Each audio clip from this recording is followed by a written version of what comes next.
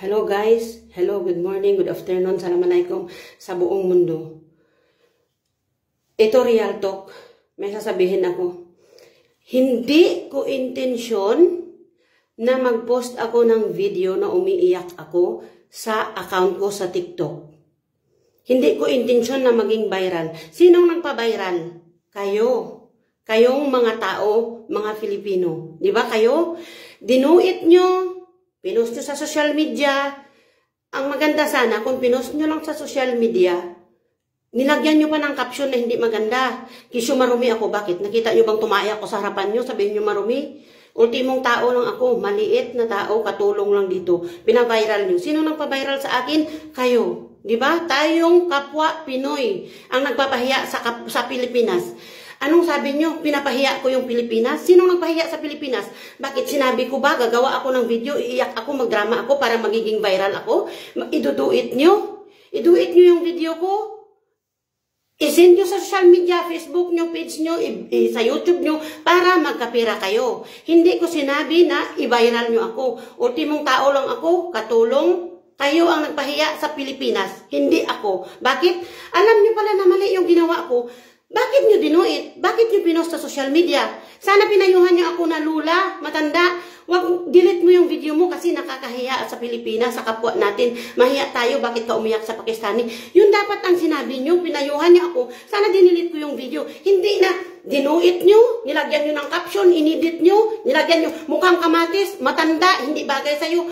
Ganyan ba ang totoong may utak kayo? May mga utak ba kayo mga Pilipino? May mga utak ba kayo? Sinong nagpa-viral sa amin dito? Lahat na nag-viral ng mga Pinay dito, ng mga OFW, lalaki ki babae, sinong nagpa-viral? Tayo, kapwa Pilipino. Hindi magpapa-viral ang ibang lahi sa atin, kundi tayo. Kay Cherilyn, sino nagpa-viral? Nasa messenger lang yun noon kay Cherilyn. Sinend nyo isa-isa. Sinend ng mga vlogger, ginawang vlog. Hindi pa alam ng tao, alam na lahat kasi kinalat nyo. Sinong kumalat? Tayo, kapwa Pinoy. Di ba? Huwag nyong sisihin kami na gumawa ng ganito. Kasi mali na nga kami. Nagkamali na kami. Dapat payuhan nyo kasi huwag naman ganyan, Lula. I-delete mo yung video kasi hindi maganda. Hindi ka aya-aya. Nakakahiya sa Pilipinas. Sana ganun yung ginawa nyo sa akin. In-inbox nyo ako, pinayuhan nyo. Hindi na, in-edit nyo yung video ko, dinuit nyo, lagyan nyo pa ng caption na nakakahiya. Marumi. Nakita nyo akong tumai sa harapan nyo, sinabi nyo marumi? Sino nakakahiya ngayon? Ako o kayo? Sinong may utak? Ako walang pinag-aralan. Kayo may mga dignidad, may pinag-aralan kayo. Sino ngayon ang walang pinag-aralan? Pinagpipirahan nyo. Lahat ng nag-viral video sa TikTok, kinukuha nyo, i-edit nyo, lagyan nyo ng caption na hindi maganda, magbabiral, pipirahan nyo. Saan kayo kumukuha ng pera na nag-viral? Sa amin na kinuha nyo yung video namin, di ba?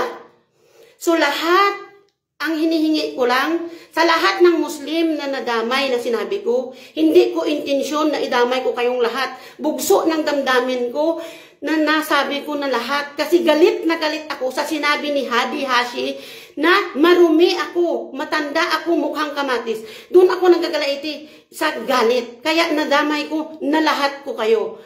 Taos puso akong nagsusori sa inyo. Hindi ko alam kung tatanggapin nyo hindi. Okay. Mamamatay ako, nadala ko na nagsorry ako sa inyo. Hindi ko alam kung mamamatay kayo na galit kayo sa akin. Yun lang ang masasabi ko.